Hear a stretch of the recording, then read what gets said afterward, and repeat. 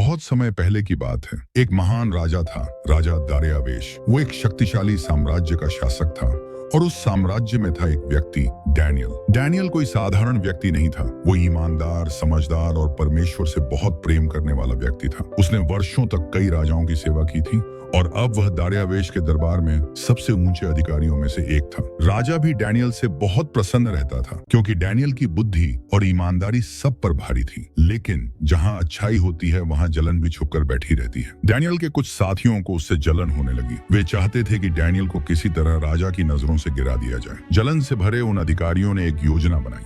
उन्होंने राजा के पास जाकर चापलूसी की। हे राजन, आप महान हैं, क्यों ना ऐसा नियम बनाया जाए कि अगली 30 दिनों तक कोई भी व्यक्ति किसी भी देवता या इंसान से प्रार्थना न करे सिवाय आपके। जो कोई इस नियम का उल्लंघन करे उसे शेरों की गुफा में डाला जाए। राजा चापलूसी से खुश होकर बिना ज्यादा सोचे समझे उस नियम पर मुहर लगा देता है। अब डैनियल ने इस आदेश को सुना, लेकिन क्या उसने डरकर प्रार्थना छोड़ दी? नहीं। डैनियल हर दिन की तरह अपने कमरे की खिड़कियां यरूशलेम की ओर खोलकर घुटनों पर बैठकर परमेश्वर से प्रार्थना करता रहा। उन जलनखोर दरबारियों ने यह देखा और तुरंत राजा के पास जाकर उसे बताया, राजन, डैनियल ने आपके नए नियम का उल्लंघन किया है। वह अपने ईश्वर से प्रार्थना करता रहा। राजा दार्यावेश दुखी हुआ। वह डैनियल को पसंद करता था, लेकिन वह कानून बदल नहीं सकता था।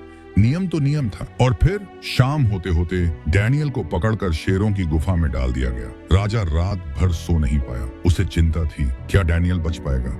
सुबह होते ही राजा दौड़ता हुआ गुफा के पास पहुंचा। डैनियल, क्या तुम्हारा परमेश्वर, जिसे तुम दिन रात पूजते हो, तुम्हें शेरों से बचा पाया? और फिर, हे राजन, परमेश्वर ने अपना दूत भेजा और शेरों के मुंह बंद कर दिए। उन्होंने मुझे कोई नुकसान नहीं पहुंचाया क्योंकि मैं निर्दोष था। राजा बहुत खुश हुआ। उसने तुरंत डैनियल को बाहर निकलवाया और उसके विरोधियों को सजा दी। उस दिन राजा दार्यावेश ने एक घोषणा की, डैनियल का परमेश्वर जीवित परमेश्वर है, उसकी सामर्थ्य शाश्वत है।